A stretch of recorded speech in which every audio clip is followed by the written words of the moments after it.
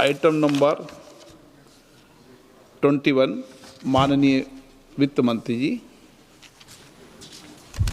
Sir, I rise to move for leave to introduce a bill to authorize payment and appropriation of certain sums from and out of the Consolidated Fund of India for the services of the financial year 2026-27. प्रश्न ये कि विधेयक को पुनर्स्थापित करने की अनुमति प्रदान की जाए। जो सदस्य इसके पक्ष में हाँ कहें, जो सदस्य विरोध में ना कहें।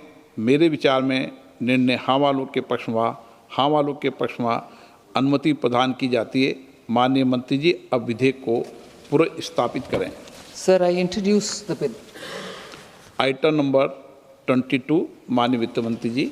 Sir, I rise to move that the bill to authorize payment and appropriation of certain sums from and out of the Consolidated Fund of India for the services of the financial year 2026-27 be taken into consideration. प्रश्न ये कि विधेयक पर विचार किया जाए।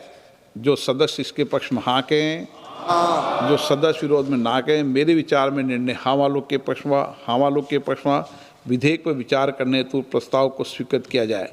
अब सभा विधेयक पर खंडवार विचार करेगी। प्रश्न है कि खंड 2 से 4 विधेयक का अंग बने। जो सदस्य के पक्ष में हाँ कहें, जो सदस्य विरोध में ना कहें। मेरे विचार में निर्णय हाँ वालों के पक्ष में, हाँ वालों के पक्ष में खंड 2 से 4 विधेयक का अंग बना। प्रश्न ये कि अनुसूची विधेयक का अंग बने।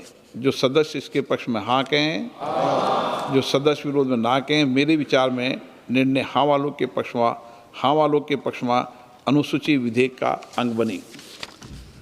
प्रश्न ये कि खंड 1 अधिनियम सूत्र और विधेयक का पूरा नाम विधेयक का अंग बने। जो सदस्य इसके पक्ष में हाँ कहें, जो सदस्य विरोध में ना कहें। मेरे विचार में निर्णय हाँ वालों के पक्ष में, हाँ वालों के पक्ष में खंड 1 अधिनियम सूत्र और विधेयक का पूरा नाम विधेयक का अंग बना।